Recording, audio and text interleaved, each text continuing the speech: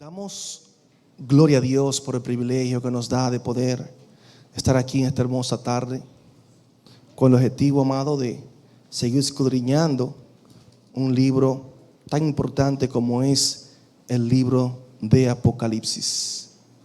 Ya esta es la cuarta intervención, sin temor a equivocarme, y estamos introduciendo este maravilloso libro. La semana pasada cerramos tocando el tema acerca de la teología del Apocalipsis. Dentro del mismo hicimos mención de la doctrina de Dios y hablamos también de lo que es la santidad de Dios. Y creo que ahí nos quedamos, en la santidad de Dios, ¿verdad? Ese fue el tema que desarrollamos. Y de ahí en adelante hice mención de los puntos teológicos que revela el libro de Apocalipsis. Y hoy pues vamos a tratar de terminar con los mismos. Tan pronto desarrollemos cada punto, pues vamos a entrar en el desarrollo de los versículos bíblicos, si así Dios lo permite. Hablamos dentro de la teología del Apocalipsis, la doctrina de Dios, santidad de Dios, y en esta noche seguimos con lo que es la justicia de Dios. La justicia de Dios. Todos sabemos lo que es justicia. Y cuando hablamos de esta característica de Dios, se relaciona estrechamente con lo que es la santidad. Porque Dios es santo, pero Dios es justo. Y eso es algo que la iglesia no puede olvidarlo, lo que es la justicia de Dios. ¿Y por qué habla de la justicia de Dios? Porque en este libro revela el pago que tendrán aquellos que no han obedecido a Dios, aquellos que se han rebelado a Dios, aquellos que de una manera u otra han pisoteado la sangre de Cristo. Aquí vemos los juicios de Dios, como Apocalipsis capítulo 15, versículo 4. Ustedes pueden ir apuntando ahí. Apocalipsis 15, 4. Y Apocalipsis, su capítulo 16, versículo 5.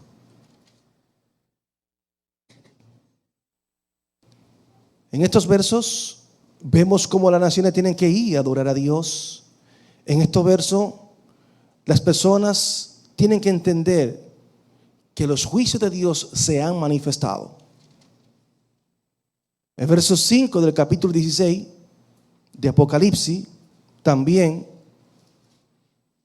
que dice: oí al ángel de las aguas que decía: justo eres tú, oh Señor, el que eres y que era el santo, porque ha juzgado estas cosas. ¿Qué nos deja dicho esto, amado? Que ninguna de las infracciones que el hombre ha hecho en contra de Dios se va a pasar por alto. Así como la Biblia habla dentro de la justicia de Dios, que un vaso de agua no quedará sin recompensa, también la desobediencia y la rebeldía del hombre tendrá su paga. Y se cumplirá la palabra que dice que la paga del pecado es muerte. ¿Por qué? Porque Dios es justo. El verso 7 del capítulo 16 de Apocalipsis nos enseña que sus juicios son verdaderos y justos. Verdaderos y justos. Y en el capítulo 19,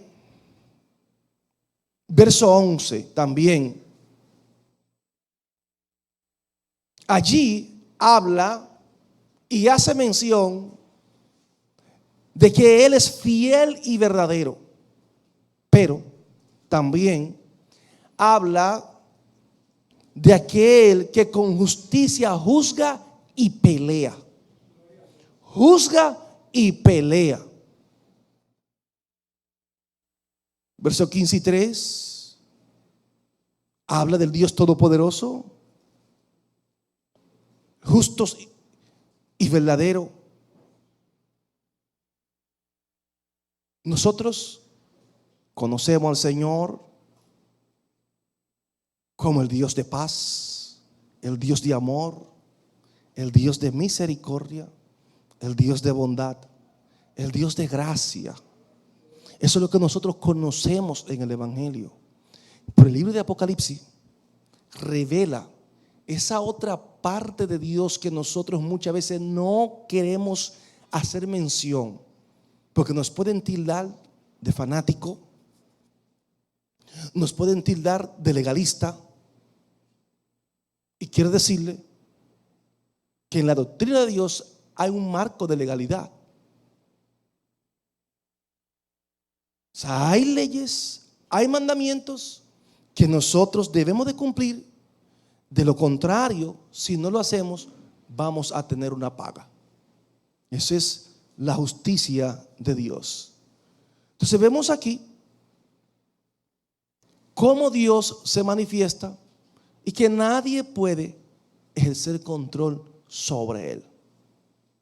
Así que ahí vemos la justicia de Dios. Este libro de Apocalipsis hace mención también de Dios y su relación con el mundo. Este otro punto en la teología: Dios y su relación con el mundo. O sea, este es un libro que tiene un contenido vasto. ¿Por qué? Apocalipsis enfatiza a Dios como el soberano, como el todopoderoso. Así se ve. Y como el creador del universo. Ese es otro punto muy interesante. A Dios como el soberano, a Dios como el todopoderoso y el creador del universo. Lo que Juan está viendo, amado, es algo impresionante. Lo que el ángel está mostrando es algo que impacta contundentemente la vida de Juan. Dese cuenta que él se postra y adora al ver la majestuosidad, al ver cuán grande es la gloria de Dios y él poder entenderla y que se le haya revelado a él a través de este libro. Entonces, esto lo podemos ver en el capítulo 1, versículo 8 de Apocalipsis. Capítulo 1, verso 8. Lo pueden ir apuntando de una vez todos allí. También Apocalipsis 4, 8.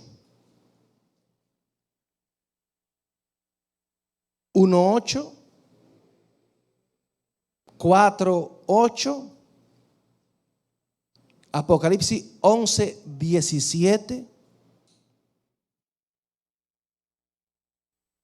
Apocalipsis 15, 3. Para que usted tenga estos versos. Apocalipsis 16, 7. Y 14. Ahí mismo. 16, 7 y verso 14 también.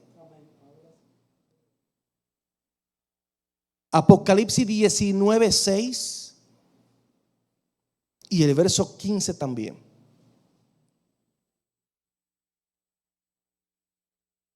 Y Apocalipsis 21, 22. Dios y su relación con el mundo. Ese vocablo que se usa en el Apocalipsis, todopoderoso, ¿usted no lo va a encontrar en otro libro? No, solo en el libro de Apocalipsis. ¿Qué nos deja dicho este vocablo? Que todo lo que usted ve, todo lo creado, todo el universo depende enteramente de Él. Él es el creador de todas las cosas, de todas. Y todo lo que existe hoy en día, que nosotros podemos ver y disfrutar, es porque le ha placido a Él por su voluntad. Amén. Apocalipsis 4:11 puede sustentar este punto.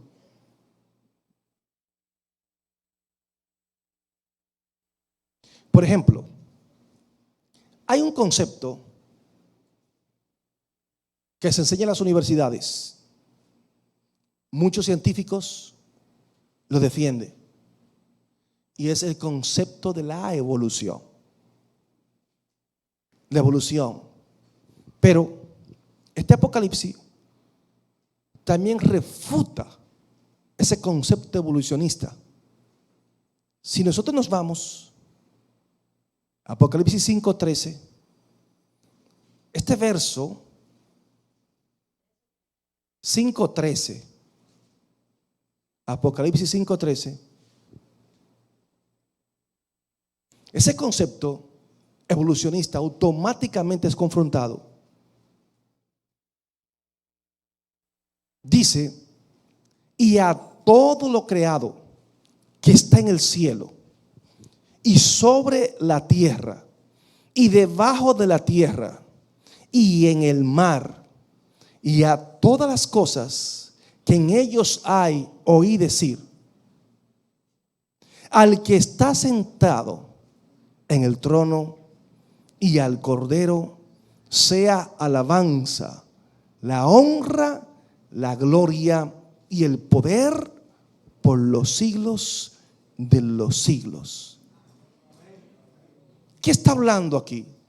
Que todo lo creado que está ¿dónde? En el cielo. Todo lo creado que está ¿dónde? En la tierra. Todo lo creado que está ¿dónde? Debajo de la tierra. Todo lo creado que está ¿dónde? En el mar. Y todas las cosas que en ellos hay, todo lo que en ellos hay, ahí resalta, amado hermano, a quién se le debe dar alabanza, honra y gloria. ¿Por qué decimos que este verso refuta contundentemente la postura evolucionista? Porque en la evolución no existe un ser creador,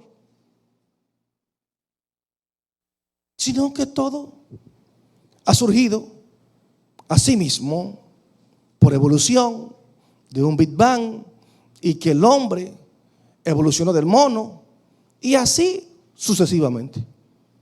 Entonces no hay un creador, no hay una mente maestra. Sin embargo, aquí este capítulo 5 versículo 13 contundentemente nos hace ver que hay una mente maestra, que hay uno que es el dueño de todo lo creado, de todo lo creado. Él es el dueño, Él es el diseñador, Él es el arquitecto del universo. Eso es lo que enseña y lo que está revelando este capítulo 5 versículo 13, de la majestuosidad de Dios, del poder de Dios.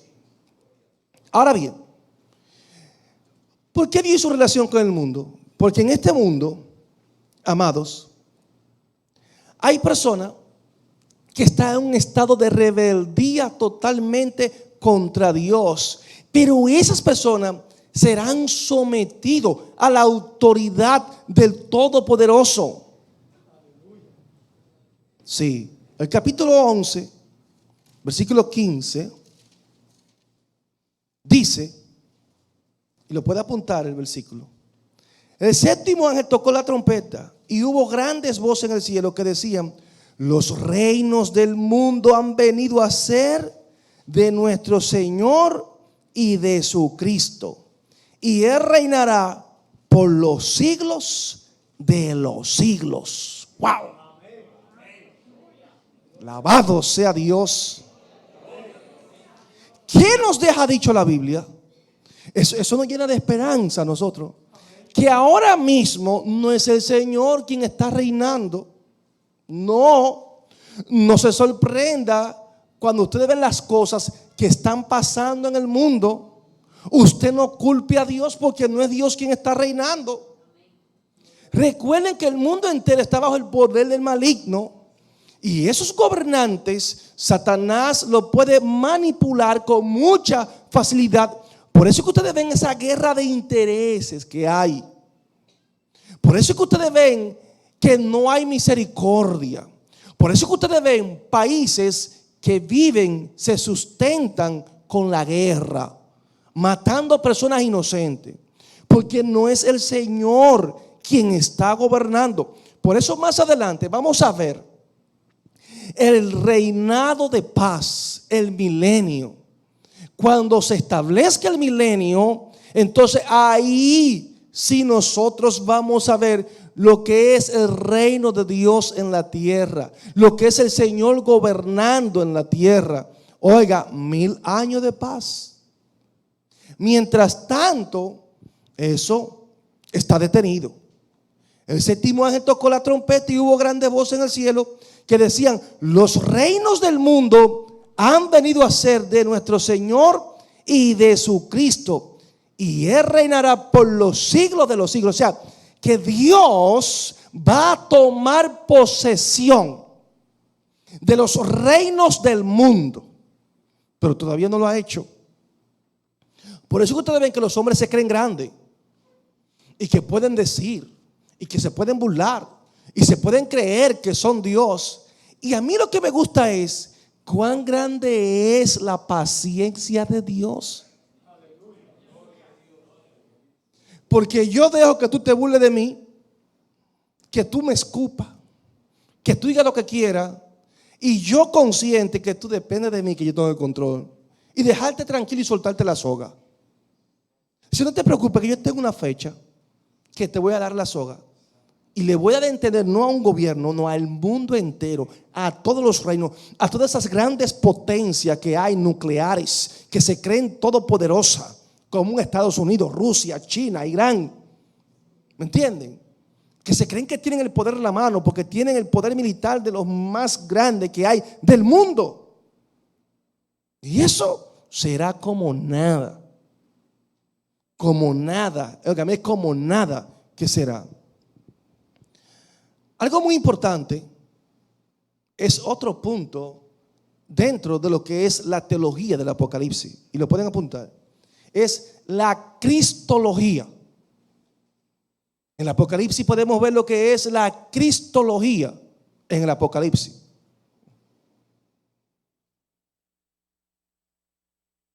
La cristología. Ese es otro de los puntos teológicos que vamos a ver en el libro de Apocalipsis. ¿Por qué?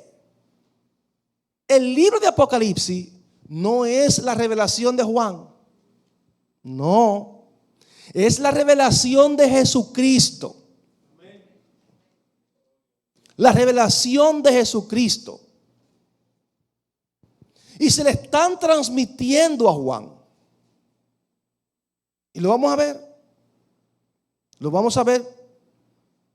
Entonces vemos aquí, nosotros antes de este estudio hicimos un estudio de varias semanas de lo que es la cristología. ¿Recuerdan? Cristología. Y ustedes están claros lo que es la cristología. Entonces, aquí vamos a ver la relevancia que tiene la persona de Cristo en este libro. Entonces, vamos a ver la manifestación de ese Cristo glorificado en poder y gloria, en toda su majestad. Prácticamente es un contraste a lo que nosotros vimos a través de la Biblia cuando Jesús se manifestó en carne. ¿Cómo vino?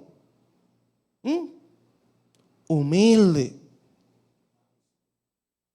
con humildad, con mansedumbre, hijo de un carpintero, que muchos entendían que ese no era el Mesías, porque entendían que tenía que venir de un linaje de rey, no cualquier cosa. Entonces, aquí es muy, pero muy diferente. ¿Por qué? Porque aquí nosotros vemos ese énfasis sobre ese Señor glorioso, ese Señor resucitado, el que muchos judíos entienden que se lo robaron de una tumba y que lo escondieron y que nunca lo pudieron encontrar. Porque para muchos judíos Jesús fue un profeta más. Y muchos judíos entienden que Jesús lo escondieron, sus discípulos se lo robaron para decir que Él resucitó, aunque el cuerpo nunca ha aparecido. Es para que ustedes vean la mentira que se esparció y que los sacerdotes y los grandes religiosos pagaron por esa mentira. O sea, ellos sabiendo lo que los soldados les revelaron que fue una realidad. Miren, hermano, cuando una persona está obstinada y el diablo tiene su mente cauterizada, no se humilla. Porque en vez de ello reconocer que Jesús es Dios, inventaron una mentira para la que la gente no creyera que Él verdaderamente había resucitado. Pero esos matatanes estaban conscientes de que Jesús resucitó. Estaban conscientes de que un ángel allí movió esa piedra y Jesús salió. Y estaban conscientes. ¿Por qué? Porque los soldados no estaban hablando mentira. No, ellos le dijeron la verdad. Ahora ellos torcieron la verdad y le dieron una mentira al pueblo. Entonces vamos a ver esa comprobación de la resurrección de Jesucristo. Amén. Poca cosa respecto a lo que es ya la humanidad de Jesús. No obstante, vamos a ver, por ejemplo, en el capítulo 1, versículo 13. Capítulo 1, versículo 13. Ahí habla y dice: y en medio de los 7 candeleros a uno semejante al Hijo de ¿quién? Del hombre, vestido de una ropa que llegaba hasta los pies y ceñido por el pecho con un cinto de oro. Wow. En el cielo el oro es como tela. Aquí que usted va a la aleluya, la gente peleándose por un poquito de oro. Allá el cinto de oro, allá hasta las calles son de oro. Dios del cielo, Padre, qué bueno que los ladrones no pueden estar allí.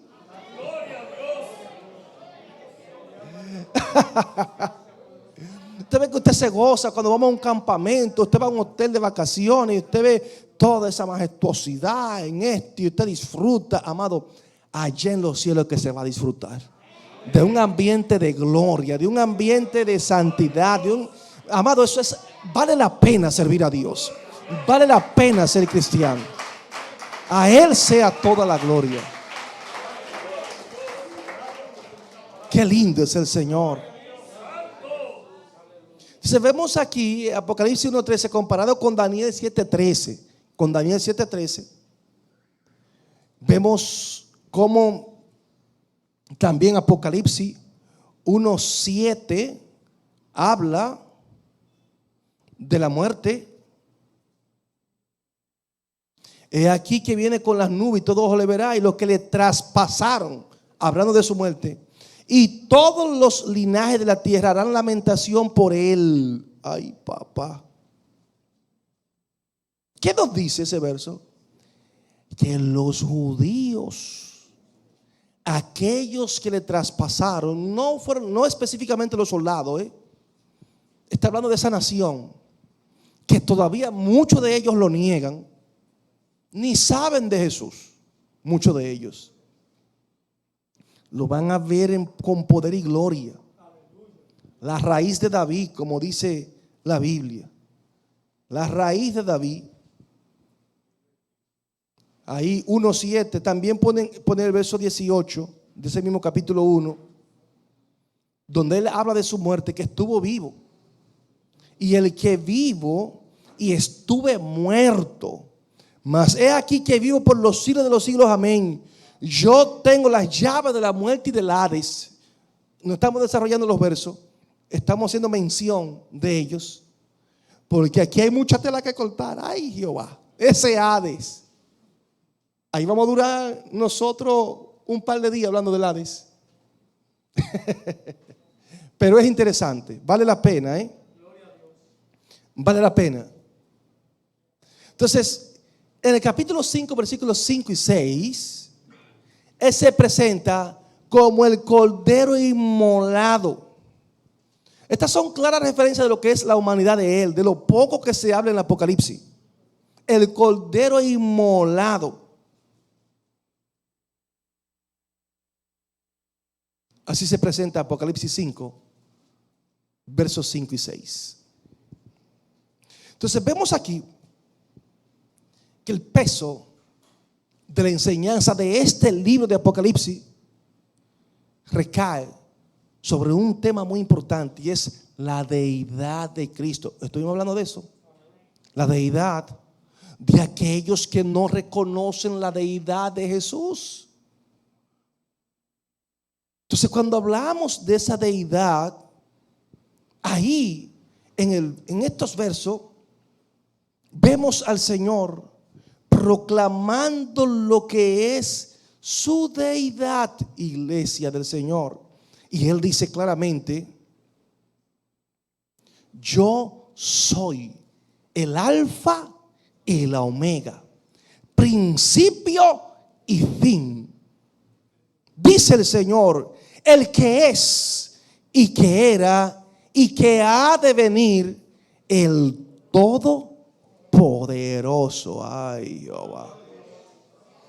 El Todopoderoso. Ay, Señor. Entonces vemos aquí, amado, cuán grande es Dios. Y hablar de su deidad, hablar de lo que es el Señor, ya que muchos aún hoy en día han negado la deidad de Jesús. Persona cristiana de mucho tiempo, y usted se queda sorprendido. Yo soy el alfa y la omega. Óigame eso, principio y fin. ¿Qué se cae aquí? Aquellos que dicen que Jesús es un ser creado. Jesús no es un ser creado. Jesús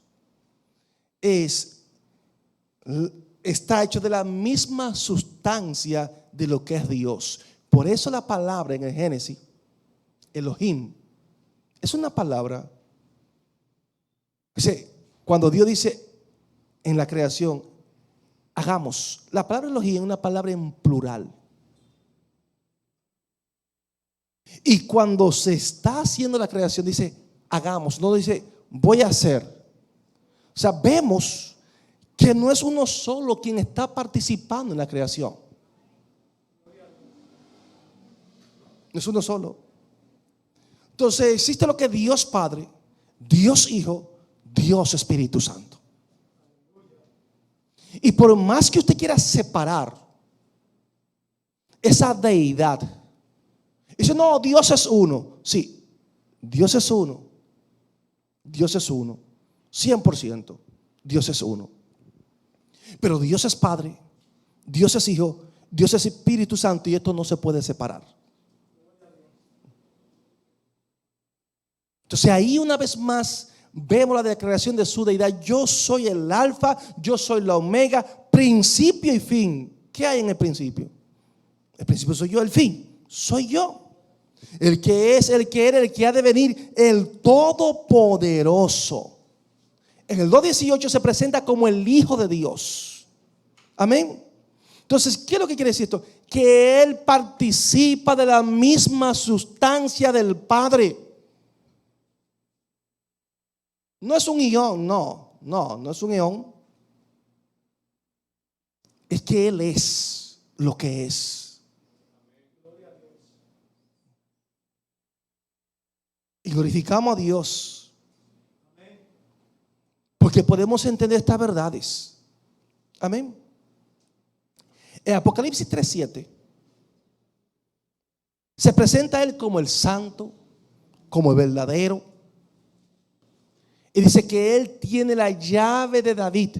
En Apocalipsis 3:7. La llave de David. Y dice, Él es el que abre y ninguno cierra. Y cierra y ninguno abre. O sea, que no hay nadie que está por encima de Él. Entonces, esa declaración absoluta de decir, óyeme, cuando yo cierro nadie puede abrir. Si Él no es Dios, entonces dice, no solamente mi Padre puede abrir. Pero Él está diciendo, es nadie que puede abrir cuando yo cierro. ¿Me entiende? Y nadie puede cerrar cuando yo abro. Es una declaración absoluta. Y habla de una manera que tiene toda autoridad. Entonces, ¿quién puede hacer esa reclamación? Solo Dios la puede hacer. Si Jesús no es Dios, no puede hacer tal declaración. Entonces vemos aquí que en 4 ocasiones se atribuye el título de Señor. En 4 ocasiones. Apocalipsis 1:8 se lo atribuye. Lo pueden apuntar a Jesús atribuyéndose en el libro de Apocalipsis el título de Señor. Apocalipsis 1:8, Apocalipsis 11:8, Apocalipsis 17:14 y Apocalipsis 19:16. Entonces, en el capítulo 17, versículo 14 y 19:16, en esos 2 capítulos, allí Él dice que es el Rey de reyes y Señor de señores. Rey de reyes, Señor de señores. Y usted se pregunta, ¿quién es el Rey? Jehová Dios de los ejércitos es el Rey. Pero Jesús está diciendo, yo soy el Rey de reyes y Señor de señores. O sea, no hay una competencia entre ellos de quién es más. Rey de reyes, Señor de señores. Aquí vemos nosotros de manifiesto lo que es el Rey Mesías, aquel que triunfó sobre sus enemigos. Entonces Apocalipsis habla de la resurrección de Cristo. El verso 5 del capítulo 1. Y nos revela que Él es el primogénito de los muertos. Y no voy a desarrollar ese punto. Cuando entremos en el desarrollo de los versos, vamos a ver por qué dice que Él es el primogénito. Porque usted va a decir, pastor, pero en la Biblia hay más resurrecciones de muertos en el Antiguo Testamento. ¿Por qué Él es el primogénito? Hoy no lo voy a explicar, pero sí más adelante. Bien, porque la Biblia no se contradice. Tenemos que armonizar estos textos. Me gusta más porque también en el verso 18 se describe del capítulo 1 el que vivo y estuve muerto y tiene la llave de la muerte y el Hades. La tiene. Eso es algo maravilloso. Eso se lo quitó Él a Satanás, ese imperio de la muerte. En el mismo capítulo 20, verso 2 de Apocalipsis, hay una referencia. Ahí es neutralizado el poder de Satanás. En el 22 y el verso 10. Sí, ahí vemos. Y también en el 20:14, que es un tema muy interesante también, dice que y la muerte y el Hades fueron lanzados al lago de fuego. Esta es la muerte segunda. O sea que todo esto que a nosotros nos abruma y de pensarlo muchas veces nos atormenta, eso va a desaparecer. Todo eso tendrá un final. Un final donde Jesús se levanta victorioso. Victorioso sobre la muerte, sobre el Hades, sobre Satanás. Entonces vemos aquí que este libro de Apocalipsis gira en torno a la persona de Jesucristo, de ese Jesucristo que fue muerto y resucitado, de ese Cristo que ha sido glorificado con toda su majestad, y asimismo lo presenta como el león de la tribu de Judá, el capítulo 5, versículo 5 de Apocalipsis. Entonces vemos ese cordero que está allí en medio del trono, en medio de los 4 seres vivientes, en medio de los ancianos, en el capítulo 5, versículo 6. O sea, aquí vemos nosotros el triunfo de Jesucristo, amado, que es mencionado en todo el libro. En todo el libro. Él es fiel y verdadero. Es el verbo de Dios. Así lo menciona el Apocalipsis. Rey de reyes, Señor de señores. Y también es la lumbrera que ilumina toda la ciudad. La gloria de Dios. Entonces, vamos a hablar de otro punto muy interesante dentro de lo que es la teología del Apocalipsis, y es la doctrina de la salvación. La doctrina de la salvación, amado,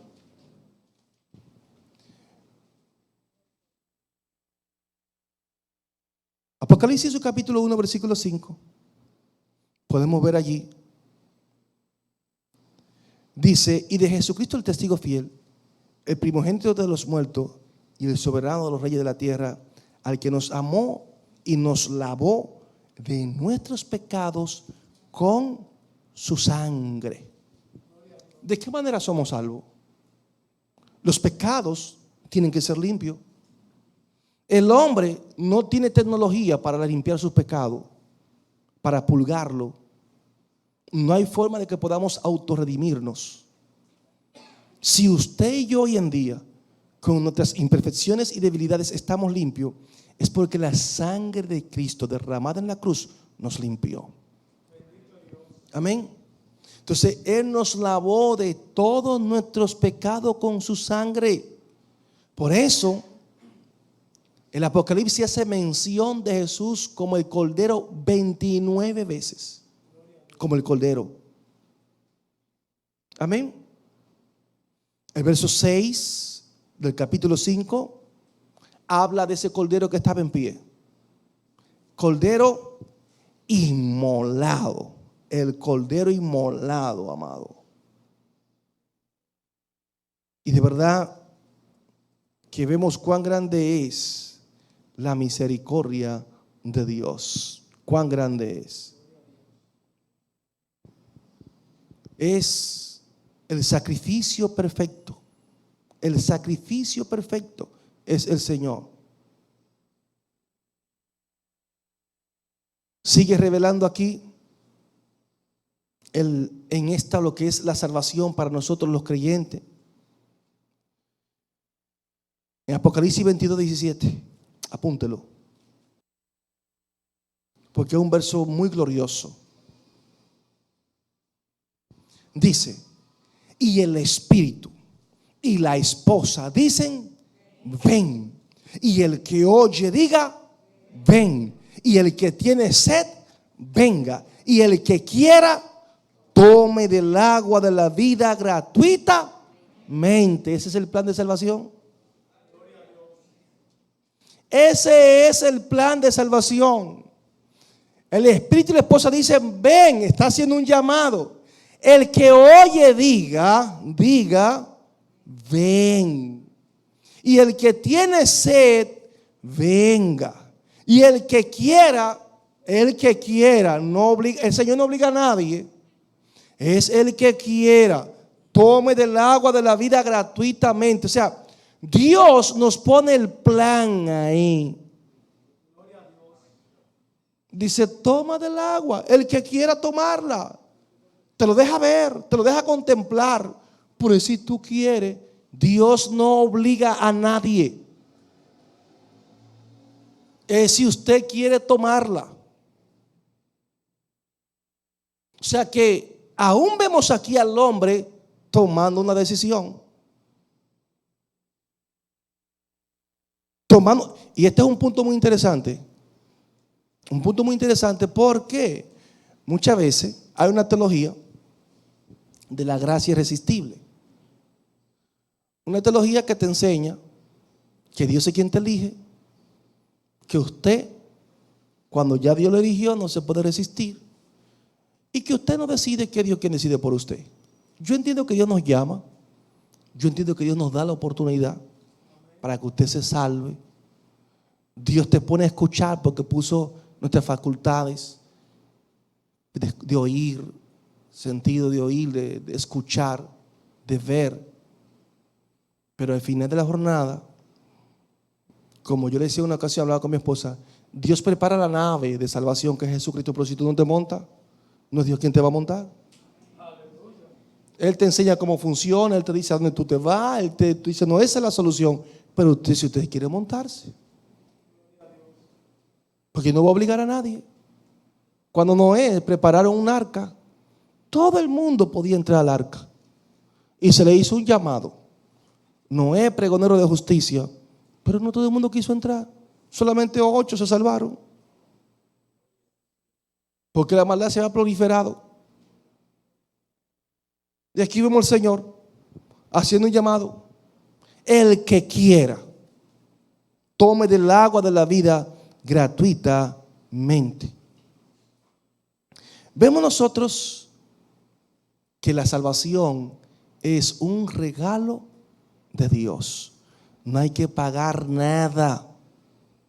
Oiga, es gratuitamente que le vamos a tomar el agua de la vida.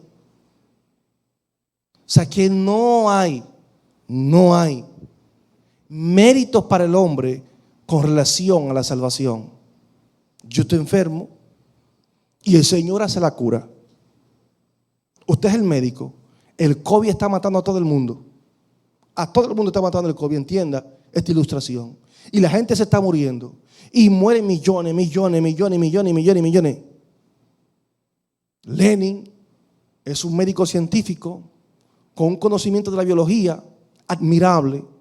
Y Lenin entonces prepara un antídoto, prepara una cura.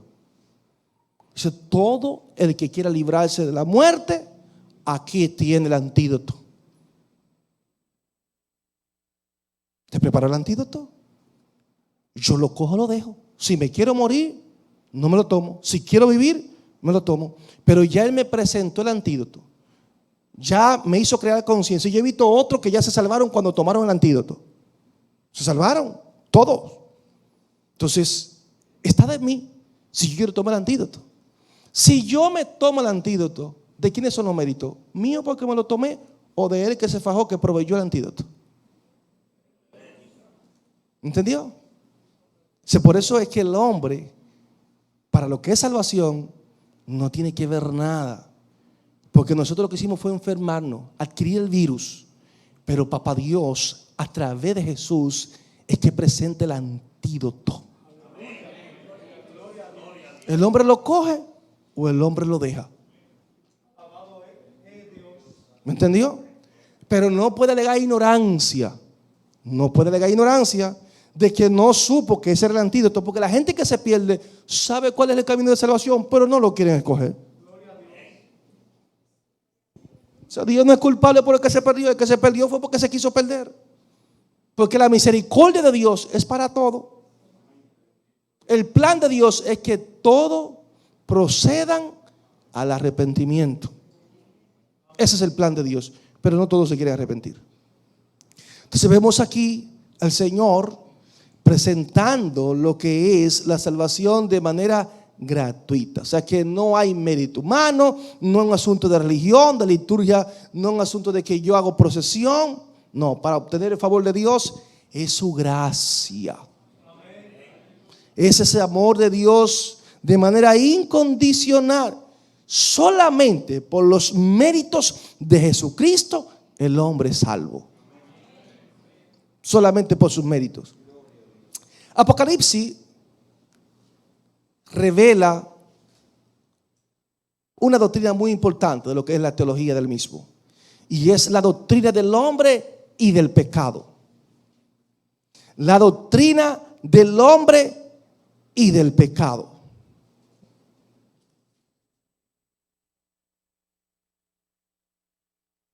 Entonces en Apocalipsis 5:13 podemos ver al hombre que está ubicado dentro de todo lo creado. El hombre, creación de Dios, no evolución, creación de Dios. El hombre lo clasifica como un morador de la tierra. Apocalipsis 5:13. Porque hay una frase que dice: los que moran en la tierra. Y esta frase aparece en Apocalipsis 3:10. Lo pueden apuntar ahí, esta frase. Los que moran en la tierra, Apocalipsis 3:10. Apocalipsis 3:10. Apocalipsis 6:10. Y Apocalipsis 8:13.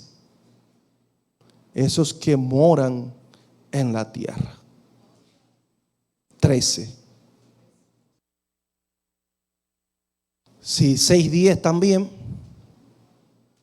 Y Apocalipsis 8:13.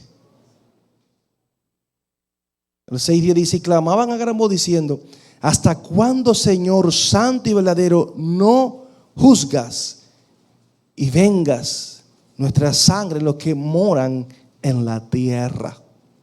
Hablando del hombre.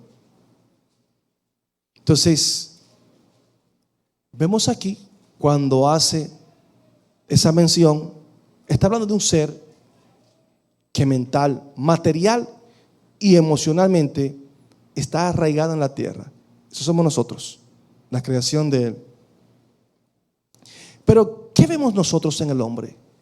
El hombre rebelde hacia Dios.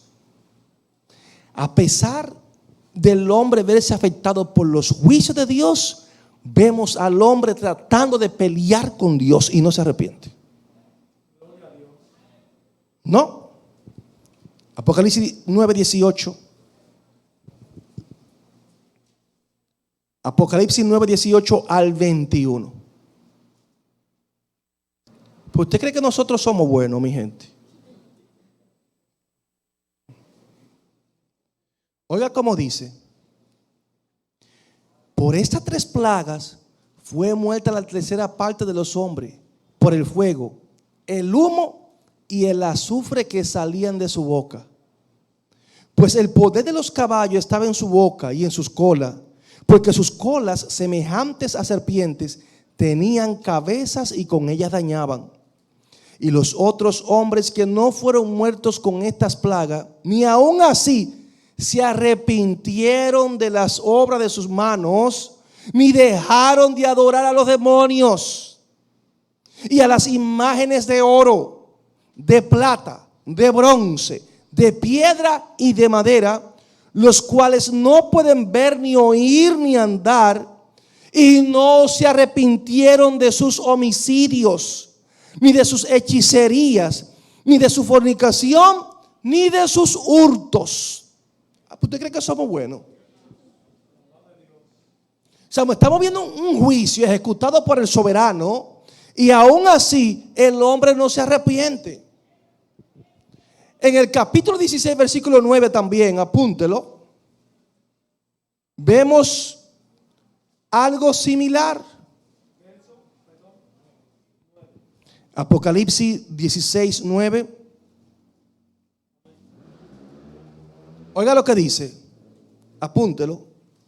Y los hombres se quemaron con el gran calor y blasfemaron el nombre de Dios que tiene poder sobre estas plagas y no se arrepintieron para darle gloria. ¿Qué hicieron?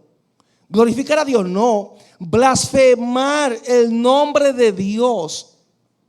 Amado, yo le digo que no somos buenos, Es una copa de ira derramada. Los hombres se queman con el gran calor. Y en vez de decir, Señor, perdóname y humillarse, no, se rebelan y blasfeman a Dios.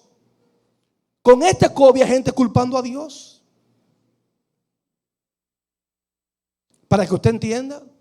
Y gente con una actitud de rebeldía, que en vez de estar humillado y orando y diciendo, Señor, ayúdanos a sobreponernos a tal situación, ustedes ven la gente rebelde y bebiendo y esto y el otro. Amado, es fuerte, muy fuerte, demasiado fuerte. Y ahí mismo, en ese capítulo 16, versículo 21, lo pueden poner, verso 21, que dice: y cayó del cielo sobre los hombres un enorme granizo, como del peso de un talento.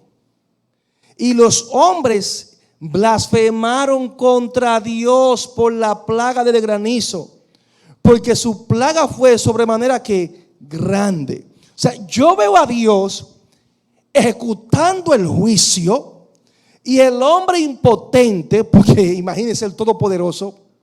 Entonces, la impotencia, en vez de llevar a reconocer de que Dios es soberano, el Todopoderoso, el Creador, blasfemaron, se pusieron rebeldes. ¿Por qué? Su impotencia era, usted ha visto, le voy a poner un ejemplo. Usted ha visto estos niños malcriados que cuando los padres los castigan, ellos lloran a la impotencia. ¿Sabe por qué? Porque no pueden golpear a sus padres. Porque el deseo de ellos darle golpe a los padres y vengarse por lo que le están haciendo. Eso lo hemos visto, amado. Cuando yo no era cristiano, yo me sentía mal algunas veces porque yo no podía responder. Es para que usted vea la maldad que nosotros llevamos. Cuando me daban esas pelas, ya usted sabe, porque usted hacía alguna fechoría, usted se sentía impotente, como que no le podía hacer nada porque esa era tu mamá. ¿Usted cree que somos buenos? Y esa es la actitud que esto están mostrando, iglesia del Señor. Una actitud totalmente rebelde, rebelde. Para que usted vea, y eso es lo que nos revela el libro de Apocalipsis dentro de su teología. Hay otros puntos muy interesantes que vamos a estar viendo, pero será la próxima semana. Señor, gracias por todo lo que tú has permitido hacer en esta hermosa noche. Yo te pido, Dios, que seas tú, Dios mío, obrando poderosamente. Ayúdanos a asimilar la enseñanza que hemos compartido en el día de hoy. Yo te pido, Señor, que seas tú fortaleciendo, Señor, nuestra vida espiritual. Que esta palabra la pongamos en práctica, podamos retenerla, podamos escudriñarla, aún rumiarla, Dios mío, y sacar lo mejor de ella. Nos vamos a nuestros hogares, nunca nos despedimos de tu presencia. Guíanos, dirígenos, guárdanos, Señor. En el nombre poderoso de Jesús, llévanos sanos y salvos para gloria y honra de tu nombre, Señor. Amén y amén. El Señor le bendiga a todos.